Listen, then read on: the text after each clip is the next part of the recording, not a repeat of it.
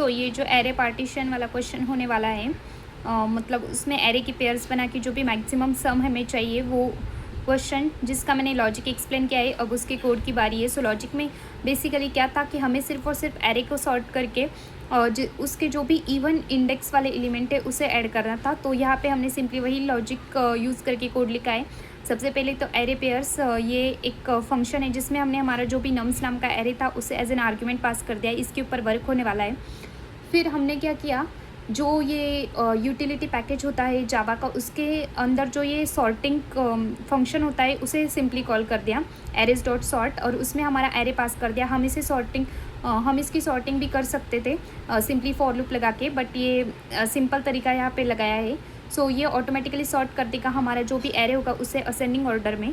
फिर हमने क्या किया, एक सम वेरिएबल बनाए। ये जो वेरिएबल होने वाला है ये क्या करने वाला है, हमारा जो भी मैक्सिमम सम जो हमें चाहिए जिसमें हमें इंटरेस्ट है उसे स्टोर करेगा। इसको हमने इनिशियलाइज़ किया 0 के साथ। देन हमने क्या किया, एक फॉर लूप लगाया। फॉर लूप किसके ऊपर, जो एरे हमने सॉर्ट किया है उसके ऊपर हमने फॉर लूप लगाया, जो 0 से स्टार्ट होकर एरे की लेंथ तक जाएगा, लास्ट एलिमेंट तक। और जो क्या करने वाला है, सिंपली यहाँ पे i+2 क्यों लिया, क्योंकि जो क्या करने वाला है सिर्फ और सिर्फ जो हमारे इवन इंडेक्स वाले एलिमेंट होके उसे ही ऐड करने वाला है, इसलिए हमने हर बार 2 से इंक्रीमेंट किया है। और फिर हमने उसमें काम किया, जो हमारा सम वेरिएबल था उसमें हमने क्या किया, जो पुराना सम है उसमें हम जिस भी एलिमेंट पर है, हम जिस भी इंडेक्स पर है उसका जो एलिमेंट है उसे हमने ऐड कर दिया, मतलब 0 वाला 2 वाला जो भी इवन इंडेक्स एलिमेंट है उन्हें ऐड कर दिया।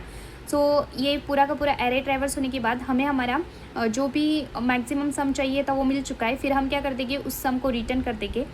अब जब इस कोड को रन किया, इसका इनपुट था 1432, आउटपुट आया था 4, जो कि मैंने लास्ट वीडियो में एग्जांपल देके समझाया था। जो एक्सपेक्टेड आउटपुट था वही आया है।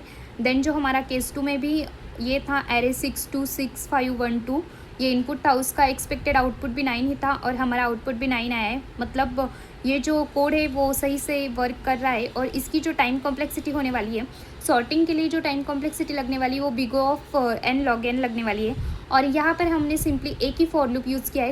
इसके लिए हमारी टाइम कॉम्प्लेक्सिटी लगने वाली big of n, but time complexity जो भी बिगर होती है उससे डिसाइड होती है। इस होल कोड के लिए टाइम कॉम्प्लेक्सिटी लगने वाली है big of n log n की। एंड स्पेस कॉम्प्लेक्सिटी जो होने वाली है वो होने वाली बिग ऑफ 1, क्योंकि हमने यहाँ पे कोई भी एक्स्ट्रा स्पेस यूज़ नहीं किया है। If I make any mistake let me know in the comment section. Thank you.